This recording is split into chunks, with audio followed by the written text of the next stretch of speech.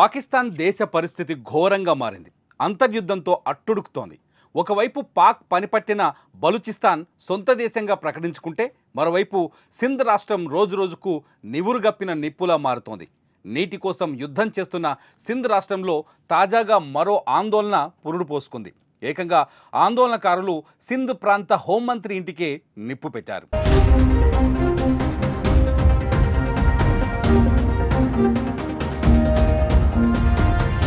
సింధు రాష్ట్రంలోని మోర్ సిటీలో కొత్త కాలువల అభివృద్ధిని వ్యతిరేకిస్తూ ప్రజలు నిరసనకు దిగారు. శాంతియుతంగా ఆందోళనలు చేస్తున్న వారిని పోలీసులు అడ్డుకోవడంతో ఉద్రిక్త పరిస్థితులు తలెత్తాయి. పోలీసుల చర్యలతో రెచ్చిపోయిన ఆందోళనలు ఏకంగా సింధ్ ప్రాంత హోంమంత్రి హసన్ ఇంటిపై దాడి చేసి నిప్పు పెట్టే స్థాయికి వెళ్ళాయి. రోడ్లపై వాహనాల్ని ధ్వంసం చేశారు.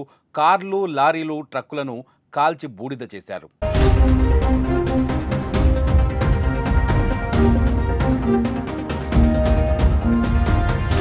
పరిస్థితి అదుపు తప్పడంతో పోలీసులు కాల్పులు జరిపారు. ఈ కాల్పులో ఓ నిరసనకారుడు చనిపోగా పలువురికి తీవ్ర గాయాలయ్యాయి. ఉద్రిక్త పరిస్థితుల నేపథ్యంలో సమీపంలోని అన్ని దుకాణాలు మరియు మార్కెట్లను మూసివేశారు.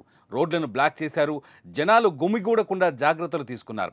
జిల్లా అంతటా భద్రతను పెంచారు. జరిగిన దాడిపై మంత్రి తీవ్ర ఆగ్రహం వ్యక్తం చేశారు. శాంతియుత నిరసన ముసుగులో కొందరు గందరగోళం సృష్టించారని మండిపడ్డారు.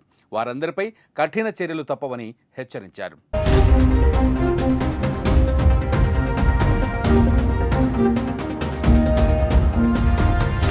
ఇప్పటికే భారత్ సింధు నది నీళ్లు ఆపడంతో సింధు రాష్ట్ర ప్రజల ఉద్యమం తీవ్రమైంది. వేలాది మందిగా రోడ్డెక్కి నిరసనలు తెలుపుతున్నారు. తమకు నీటి వాటాను పెంచాలంటూ గత కొన్ని రోజుల నుంచి ఆందోళనలు చేస్తున్నారు.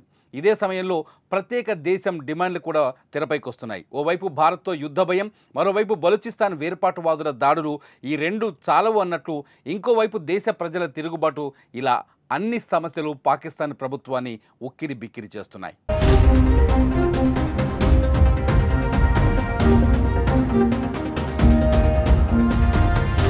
ఆ దేశానికి ఇలాంటి పరిస్థితి రావడానికి కారణం అక్కడి ప్రభుత్వాలు అనుసరిస్తున్న విధానాలే.